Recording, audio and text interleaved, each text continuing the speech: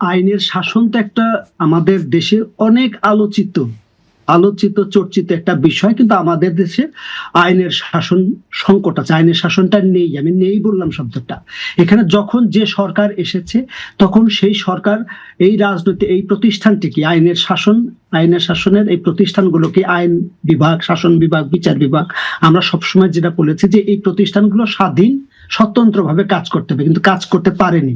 রাজনৈতিক দলগুলো তাদের ক্ষমতার সাথে এই প্রতিষ্ঠানগুলোকে সে যে যার মতো করে ব্যবহার করেছে। এখন এই আইনের শাসন বলতে বুঝে যে আইন অনুযায়ী দেশ চলবে, সেখানে কোনো হস্তক্ষেপ চলবে না, কেউ কারো ইন্টারফেয়ার করবে না, যে কোনো বিষয়ে স্বাধীনভাবে তারা আইন প্রয়োগকারী সংস্থা এবং বিচার বিভাগ তারা তার কাজগুলো করতে পারবে। আমরা দেখলাম এই সময়কালে, এবং সেটা এই অন্তর্বর্তীকালীন সরকারও স্বীকার করেছে, এবং আমরা দেখলাম বিভিন্ন পক্ষ বলেছে যেখানে আইন শৃঙ্খলা পরিস্থিতির যথেষ্ট অবনতি হয়েছে এবং আইনের শাসনটা ওইভাবে, যে আমরা দেখতাম যে আওয়ামী লীগের সময় যে ধরনের অন্যায় অযৌক্তিক যে পরিস্থিতিগুলো ছিল, তারা আইন এবং প্রশাসন সরকারকে তাদের মতো করে সবটুকু ব্যবহার করেছে, তাদের হুকুম তামিল করাই ছিল আইন শাসক প্রশাসক তাদের কাজ। কিন্তু আমরা যখন দেখলাম যে একটা পরিবর্তিত পরিস্থিতির মধ্যে দিয়ে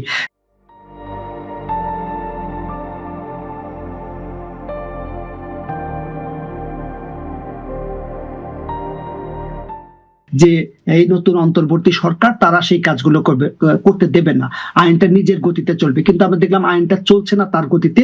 আইনটা হচ্ছে এই সরকারের আজ্ঞাবহ এবং এই সরকারের হুকুম অনুযায়ী তার ইচ্ছা অনিচ্ছার উপর সবকিছু নির্ভর করছে। আমরা দেখলাম যে হাজার হাজার শত শত মামলা হয়েছে এবং অসংখ্য মানুষকে বিনা অপরাধে তাদেরকে গ্রেপ্তার করা হয়েছে এবং তাদের তাদের বিচার ঠিক মতো হচ্ছে না এবং তাদেরকে জামিন দেওয়া হচ্ছে না। এবং এটা এই আলোচনাটা প্রচুর আছে, কিন্তু তার মানে এই নয় যে এর মধ্যে কোনো অপরাধী না। অপরাধী যারা আছে এখানে দুষ্টের দমন শিষ্টের পালন হবে, এটা হচ্ছে আইনের শাসন। কিন্তু আইনের শাসন প্রতিষ্ঠা বাংলাদেশের রাজনীতির জন্য সবচেয়ে বড় চ্যালেঞ্জ। আমি দেখলাম তারেক রহমান সাহেব এই কথাটা বললেন যে আমার এখানে সরকারি দল বিরোধী দল বলে কত কথা নেই, আমরা সবার আইন সকলের জন্য সমান, এটা হচ্ছে কেতাবের কথা। কিন্তু কাজের গরু যদি খাতায় থাকে গোয়ালে না থাকে তাহলে তো সেটা হবে না। আমরা অতীতে দেখেছি, আমরা যেটা জানতে চাই, আমরা কথার ফুল জড়িতে আর দেশে চিরা ভিজবে না, আমরা দেখতে চাই অ্যাকশন, আমরা দেখতে চাই কাজই প্রমাণ হবে যে আসলে তারা কতটুকু আইনের শাসন প্রতিষ্ঠিত করতে পেরেছে। এখানে অনেক সনদ, অনেক সংস্কার, অনেক কথা বলা হয়েছে, কিন্তু গোলায় গরদ এর কিন্তু কোনো এক্সিকিউশন আমরা দেখি নাই। নির্বাচন কমিশনের মতো একটা গুরুত্বপূর্ণ বিষয়, আইন বিচার শাসন কোনো বিষয় আমরা দেখলাম যে এখানে অনেক আইন আছে যে নির্বাচনে মনোনয়ন পাওয়ার ক্ষেত্রে 45 জনকে আমরা দেখলাম ঋণ খেলাপি, চিহ্নিত ঋণ খেলাপি, কেউ মনোনয়ন পেয়েছে আবার কারো প্রতি অবিচার করা হয়েছে। বিদেশি নাগরিক কাউকে দেওয়া হয়েছে আবার কারো প্রতি অবিচার করা হয়েছে। এই যে দ্বৈততা আমরা দেখেছি, যার যেখানে প্রভাব আছে, প্রভাব খাটানোর জায়গা আছে, সে সেভাবে জিনিসগুলোকে পারচেজ করেছে। সেটা তো আমাদের কাম্য ছিল না, কিন্তু আইন অনুযায়ী সবকিছু চলা উচিত ছিল। তো তারা যে দৃষ্টান্ত স্থাপন করে গেল সেটা আমাদের জন্য দুঃখজনক। এই অবস্থাগুলো যদি চলতে থাকে সেটা অবশ্যই কারোর জন্য কাম্য না। এখন নতুন যে সরকার আছে তাদের দায়িত্ব অনেক। বিপদ হচ্ছে বাংলাদেশের যখন খুব জনপ্রিয় ওভার অ্যাবসলিউট মেজরিটি নিয়ে ক্ষমতা আসে, তখন বাংলাদেশ অনেকভাবে বিপদগ্রস্ত হয়। অতীতের ইতিহাসগুলো তাই বলে। এখন দ্রষ্টুতে ভুল ত্রুটির ঊর্ধ্বে কেউ না। বিএনপি অতীতেও ক্ষমতা ছিল, তাদের অনেক দোষ ত্রুটি ছিল, ভুল ছিল। আমরা বলিতে সামনের দিকে এগোতে চাই, সামনের দিকে তাকাতে চাই, কিন্তু অতীতকে অবজ্ঞা করে না। অতীতটা হচ্ছে কি আমাদের শিক্ষক হিসেবে কাজ করবে।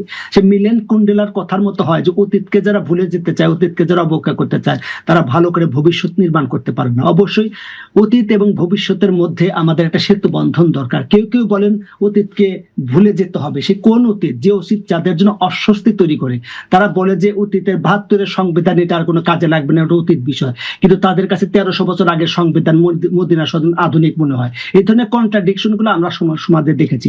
আইন পরিবর্তনশীল, সবকিছু পরিবর্তন, মানুষের আচরণও পরিবর্তনশীল, মানুষের চাওয়া পাওয়া আকাঙ্ক্ষাগুলো পরিবর্তনশীল। সেই জিনিসগুলো রাজনীতিকরা যদি কনসিডার করতে পারে, বিবেচনা করতে পারে, তাহলে অবশ্যই বাংলাদেশে আইনের শাসন প্রতিষ্ঠিত হবে। তার আগে আইন বিভাগে স্বাধীন স্বতন্ত্র যে ধারা, সে ধারাটা দিতে হবে, বিচারক নিয়োগের ক্ষেত্র থেকে শুরু করে সব।